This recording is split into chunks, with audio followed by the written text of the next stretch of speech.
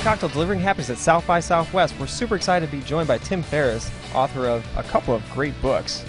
You're very kind. Very kind. 2 books. Yeah, so far. Awesome. So thank you so much for joining us. Can you just share a little bit about what you're all about, what your day-to-day is as Tim an author? Ferriss's day-to-day. Well, I just finished the second book. So Yeah. I had the 4-Hour Workweek, which came out in 2007, which debuted really here at South by Southwest. So that was my first tipping point. So I owe a lot to South by. And then the 4-Hour Body, which came out in December, most recently, of 2010. So now that that book is done, it took 3 years to do. I'm in the lull before the next storm, and I haven't decided exactly what my next project is. Okay. The ubiquity of real-time communication is what strikes me as the biggest shift in the power dynamic over the last year. Certainly, I just came back from Jordan in the Middle East, and so certainly looking at Tunisia, looking at Egypt, what happened in Egypt, that was essentially fueled by Facebook, Twitter, and similar tools that weren't designed for that explicit purpose. So I feel that the ability to organize en masse with these very simple to use consumer tools in real time will play a huge role in revolutions of various types. And I think on a cautionary note, the easy part is, let's say, overthrowing a government.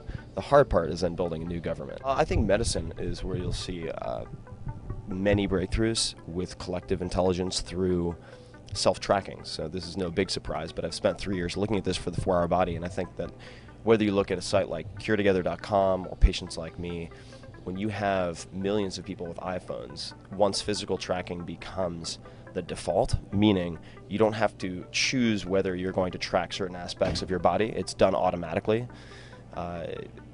And when you can take, let's say, the data from 10,000 people and look at the patterns, or have a program or AI look at the patterns, you'll have breakthroughs that would have taken 10 years and millions of dollars of funding from, let's say, the NIH.